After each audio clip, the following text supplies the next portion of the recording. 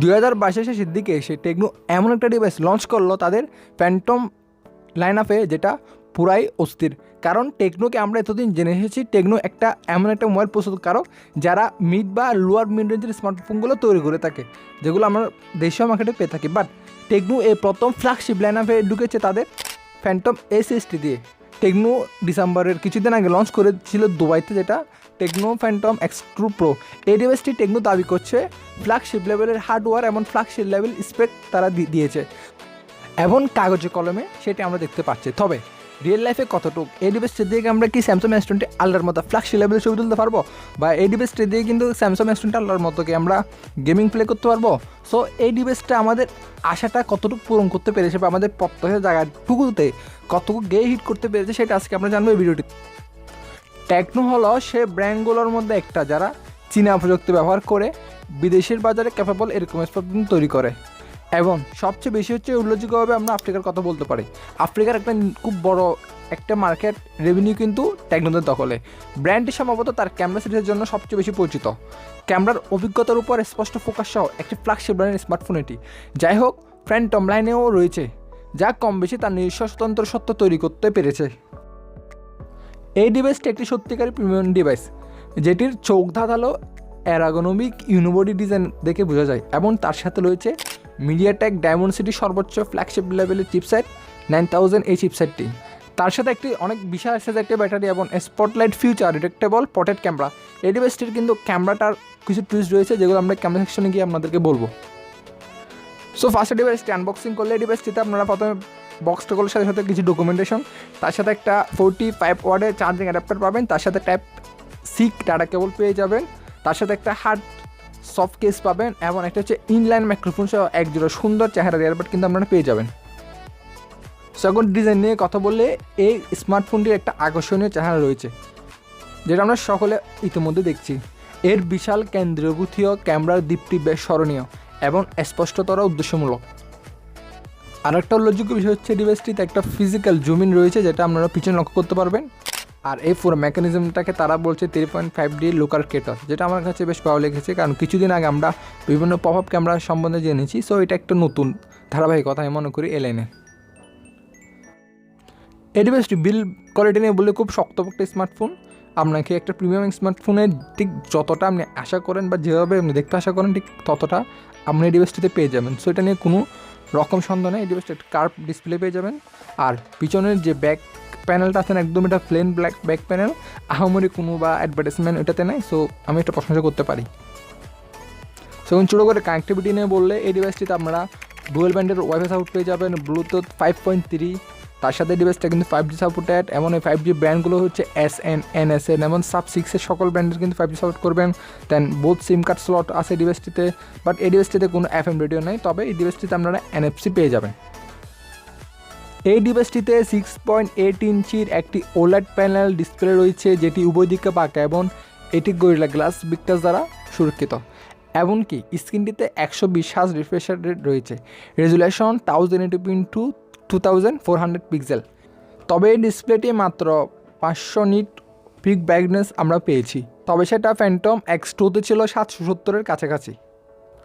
তবে একটা ফ্ল্যাগশিপ লেভেলের স্মার্টফোন মাত্র 500 নিট ব্রাইটনেস, এটা আপনার কিন্তু সরাসরি ডেলি ইউজ করতে খুব বেশি প্রবলেম হবে, সেটা আমরা বলে রাখছি। তবে আশা করছি এটা এমন কিছু যা একটা সফটওয়্যার আপডেটের মাধ্যমে হয়তো বা ঠিক করা সম্ভব হতে পারে। তারপরেও এই মুহূর্তে আমরা দাঁড়িয়ে এটিকে একটি খারাপ দিক বলে বিবেচনা করছি। এই ডিভাইসটিতে ডিসপ্লেতে একটি খারাপ দিক রয়েছে, সেটা হচ্ছে দুর্ভাগ্যক্রমে এই ডিসপ্লেটিতে কিন্তু HDR-এর কোনো সমর্থক নেই। এটি অবশ্য এমন কিছু যা আমরা একটি ফ্ল্যাগশিপ থেকে দেখতে পছন্দ করতাম, যদিও ফোন এর চিপসেট এখনও HDR10, HDR10+ এবং HLG ডেকোরেট করতে পারে। তা সত্ত্বেও ডিভাইসটিতে আমরা এই সাপোর্টগুলো পাবেন না। DRM-এর পরিপ্রেক্ষিতে আমরা বলতে পেরেছি খুশি হয়েছি যে ফ্যান্টম X2 Pro এর সর্বোচ্চ হোয়াইট ওয়াইন L1 সার্টিফিকেশন রয়েছে। এটি নেক্সট পিসের মতো স্ট্রিম সাইটগুলোতে HD এবং আর উন্নত মানের পিকচার আপনাকে দেখতে পারবে, তবে এই যে HDR যে ফিলটা ওটা পাবেন না। সো দিন শেষে এটা একটা হতাশজনক যে একটা ফ্ল্যাগশিপ লেভেল স্মার্টফোন থেকে আপনি ওই স্পেকগুলো পাচ্ছেন না। হাই রিফ্রেশিং রেট হ্যান্ডেলিং, এই ডিভাইসটিতে আপনারা দুইটি রিফ্রেশ রেট মোড রয়েছে, একটি 60 হার্টজ এমন একটি 120 হার্টজ। ডিসপ্লে এবং এর কন্ট্রোলার দ্বারা সমর্থক 90 হার্টসের মতো অন্য কোনো ইনবিটুইন মুড নেই, এটা একটু হতাশজনক। সফটওয়্যার মুড সম্পর্কে বললে ফোনটিতে অপশানে 3টি মুড রয়েছে, একটা 60 হার্টস, একটা 120 হার্টস, একটা O2 refreshing rate. 60 heart mood প্রত্যাশিত অনুযায়ী কাজ করে, এটি শুধুমাত্র 60 হার্টসের রিফ্রেশিং রেটটা লক করে। O2 মুড এবং 120 হার্টস মুড এটির কাজ করে, যা একটু অদ্ভুত। আমাদের পরীক্ষায় আমরা দেখেছি 120 হার্টস মুড প্রকৃত 120 হার্টস রিফ্রেশিং রেট O2 তুলনায় আরও ধারাবাহিক টিকার করে, কিন্তু এটি প্রায় 120 হার্টসের থেকে কিছুটা কম, কারণ এটি শুধুমাত্র আমরা গেম প্লেতে লক্ষ্য করেছি। একটা স্মার্টফোনের একটি গুরুত্বপূর্ণ সাইট হচ্ছে ব্যাটারি সাইট। এই ডিভাইসটিতে আপনারা 5060 mAh এর ব্যাটারি পেয়ে যাবেন। ডিভাইসটির ব্যাটারি লাইফ খুব সন্তুষ্টিজনক, আমরা যেরকম স্পেক আশা করেছিলাম ব্যাটারি লাইফ থেকে ঠিক ওটাই পেয়েছি। এই ব্যাটারি দিয়ে আপনি ডিভাইসটি একদিন অনায়াসে কাটিয়ে দিতে পারবেন।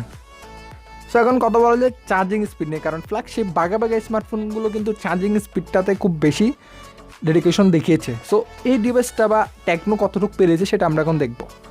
এই ডিভাইসটিতে আমরা জানি বক্সের মধ্যে 45 ওয়াট একটা চার্জিং অ্যাডাপ্টার রয়েছে। আমরা এই ডিভাইসটি 100% চার্জ করতে 0 to 100% চার্জ করতে 1 ঘন্টার বেশি সময় লেগেছে, যেটা আমি মনে করি 20,000 একটা ব্যাটারির ক্ষেত্রে গুড এনাফ। স্পিকার নিয়ে কথা বললে এই ডিভাইসটিতে একটা মনো স্পিকার ইউজ করেছে। আমরা এরকম একটা ফ্ল্যাগশিপ ডিভাইসে সবসময় স্টুডিও স্পিকার এক্সপেক্ট করি, বাট এটি এর ক্ষেত্রে হতাশজনক, আর টেকনোর কাছে আমরা এটা আশা করিনি। সো এখন iOS নিয়ে কথা বললে এই ডিভাইসটি অ্যান্ড্রয়েড 12 এমন টেকনো কাস্টম iOS 12 উপর চলে। যেহেতু এই ডিভাইসটি out of the box Android 12 আছে, সো আপনারা কাস্টম ইউআই ইউজ করতে পারবেন। এটা খুব ক্লিন একটা ইউআই, যেটা আপনাদেরকে ভোগাবে না। আর আপনারা হয়তো ভাবছেন যে টেকনোর ইউআইগুলো বা টেকনোর আইএসগুলোতে কিছু বিরক্তিকর অ্যাড বা পপ আপ আসে, তবে এই ডিভাইসটিতে আপনারা হয়তো বিরক্তিকর অ্যাপস বা পপ আপ বা প্রি ইনস্টল অ্যাপস খুব কম পাবেন। সো এটার আপনারা খুব পরিষ্কার একটা ইউজার ইন্টারফেস পেয়ে যাবেন। সো এখন পারফরমেন্স নিয়ে কথা বললে খুব বেশি ইম্পর্টেন্ট, কারণ একটা ফ্ল্যাগশিপ লেভেলের স্মার্টফোন ফ্ল্যাগশিপ লেভেল নিতে তাদের পারফরমেন্সটা ফ্ল্যাগশিপ লেভেলের হতে হবে। সো এই ডিভাইসটিতে টেকনো ইউজ করেছে Dimensity 9000, যেটা 4 ন্যানোমিটার চিপসেট। সো এই চিপসেটটা কিন্তু অনেক বেশি পাওয়ার এফিশিয়েন্ট, সো এটা দিয়ে আপনারা ব্যাটারি ব্যাকআপ ভালো পাবেন।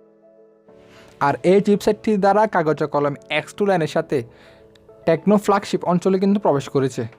মিডিয়াটেক এই চিপে প্রচুর কাস্টমাইজ যোগ্যতা অফার করলেও তবে টেকনো এটির স্টক গতিতে চলাচ্ছে। এছাড়াও এটিতে 256 GB দ্রুত UPS 3.1 স্টোরেজ এমন 8 GB ফিজিক্যাল ফাস্ট LPDDR5X র্যামের সাথে আসে। ফ্যান্টম X2 Pro এর LPDDR5 র্যাম আমরা দেখে সত্যি খুব খুশি হয়েছি। এটি দেখতে অতটা সাধারণ নয়। আমরা এতদিন LPDDR4X র্যামগুলো দেখেছি, বাট এই ডিভাইসটিতে আপনারা একদম আপার লেভেলের বা টপ লেভেলের র্যাম সাপোর্ট পেয়ে যাবেন। Dimensity 9000 এই চিপসেটটি স্ন্যাপড্রাগন 8 Gen 1 এর সাথে প্রতিদ্বন্দ্বিতা করার জন্য যথেষ্ট সক্ষম, তবে কিছু বিষয় আছে এখানে। স্ন্যাপড্রাগন 8 Gen 1 আপনাকে যে রিলায়েবল পারফরমেন্স দিবে সেটাকে এই ডিভাইসটা দিতে পারবে? স্ন্যাপড্রাগন 8 Gen 1 বা স্ন্যাপড্রাগনের প্রসেসরগুলো যে দারুণ সফটওয়্যার অপটিমাইজেশন রয়েছে সেটাকে এই ডিভাইসটা আপনাকে দিতে পারবে? সেটা আমরা একটু পর যখন ক্যামেরা টেস্ট করব সেখানে দেখতে পারবো। এই ডিভাইসটিতে আপনারা ট্রিপল ক্যামেরা সেটআপ পেয়ে যাবেন, যার মেন সেন্সরটি হচ্ছে 50 মেগাপিক্সেলের 1.9 অ্যাপারচার সম্পন্ন একটি ক্যামেরা, যেটি স্যামসাংয়ের একটি সেন্সর। এবং এই ডিভাইসটিতে 50 মেগাপিক্সেলের টেলিফোটো সেন্সর রয়েছে, যার অ্যাপারচার 1.5।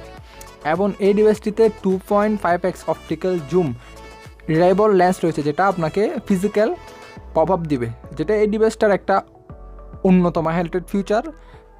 এই ডিভাইসটার এই ফিচারটা কিন্তু মোটামুটি সবাই খুব বেশি পছন্দ করছে বা খুব বেশি প্রশংসা করাচ্ছে। আর সর্বোপরি একটা 30 মেগাপিক্সেলের আল্ট্রাওয়াইড সেন্সর পেয়ে যাবেন, যেটাও মোটামুটি লেভেলের ছবি আপনারা ক্লিক করতে পারবেন। সো এই ডিভাইসটি দিয়ে তোলা প্রতিটা ছবি আমাদেরকে মুগ্ধ করেছে। Details, sharpness, dynamic range, colour contrast, white balance সব কিছু মোটামুটি আপনাদের ফ্ল্যাগশিপ লেভেলের স্মার্টফোনের মতো দিবে বলে মনে হলেও এই ডিভাইসটি দিয়ে আপনারা পাশাপাশি স্যামসাং S20 আলট্রা বা স্যামসাং লেভেলের ফ্ল্যাগশিপ স্মার্টফোনগুলো যখন তুলনা করতে যাবেন তখন কিন্তু একটু হতাশ করবে আপনাকে। কারণ এই ডিভাইসটি দিয়ে আমরা ভাবছিলাম যে ফ্ল্যাগশিপ লেভেলের স্মার্টফোন মতো ছবিগুলো ক্লিক করতে পারবো, তবে সেটা বাস্তব পক্ষে সম্ভব হয়নি। মিটার রেঞ্জ বা আপার মিটার রেঞ্জের স্মার্টফোনগুলোর মতোই এই ডিভাইসটি কিন্তু ছবি তুলতে সক্ষম হয়েছে।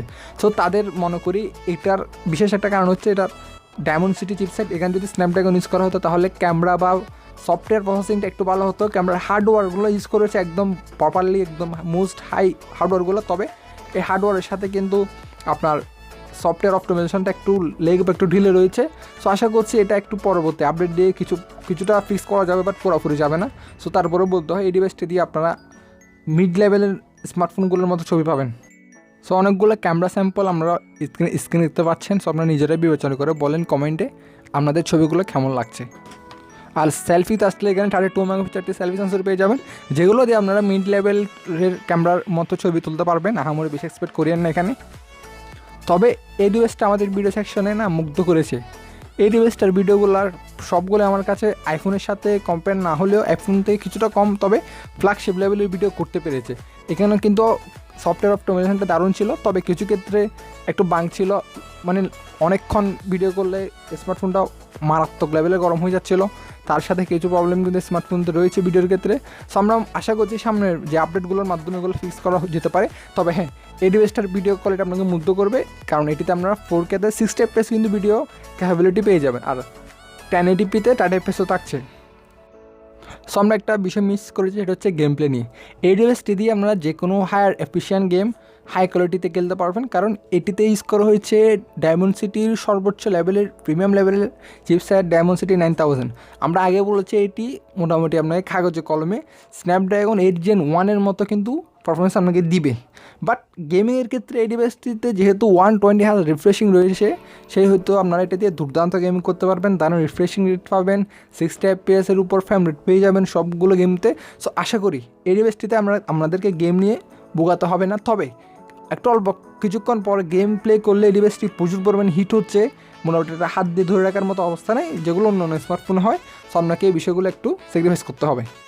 সো এখন ভিডিওটির আমরা ইতি টানবো একদম শেষে। যদি আমি বলতে চাই ভালো এবং খারাপ দিকগুলো এক কথায়, তাহলে ভালো দিকগুলো হচ্ছে প্রথমে থাকবে পপ আপ পোর্ট্রেট টেলিফোটো ক্যামেরার যে মেকানিজম, তারপর দ্বিতীয় থাকবে নজর করার ডিজাইন এবং চমৎকার বিল্ড কোয়ালিটি, তারপর 120 Hz রিফ্রেশিং রেট, যেটা উচ্চ ফ্রেমের গেমিংয়ের জন্য অনুমতি দেয়, ডায়মন্ডসিটির 9000 চিপসেটের দুর্দান্ত পারফরমেন্স এবং আধুনিক বৈশিষ্ট্য সরবরাহ করে, তারপর হচ্ছে সলিড অলরাউন্ডার ক্যামেরা পারফরমেন্স, দুর্দান্ত ব্যাটারি লাইফ। আর খারাপ দিকগুলো নিয়ে বললে প্রথমে থাকবে এটি ডিসপ্লের ব্রাইটনেস। এটিতে 5000 নিট ব্রাইটনেস রয়েছে, তবে এটি বাইরে ব্যবহার করার জন্য মোটেও দুর্দান্ত নয়। এটি আপনাকে খুব ভোগাবে বাইরে ব্যবহার করার ক্ষেত্রে, বিশেষ করে সানলাইটে। আর দ্বিতীয়ত হচ্ছে এই ডিভাইসটা প্রচুর পরিমাণ ভারী। এই ডিভাইসটা আপনি এক হাতে ইউজ করা এতটা ইজি হবে না, অল্পক্ষণ ইউজ করলে হাত ব্যথা হতে পারে, এটা একটু ভোগাবে আপনাকে। আর তৃতীয়ত হচ্ছে এটির একক স্পিকার, মানে এটা মনো স্পিকার রয়েছে, এখানে স্টোরেজ স্পিকার তারা দিতে পারত। সো ইয়েস, এই ছিল আজকে আমাদের ভিডিওটি ভালো লাগলে লাইক কমেন্ট করতে পারেন, আর চ্যানেলটিতে নতুন হলে সাবস্ক্রাইব করতে পারবেন।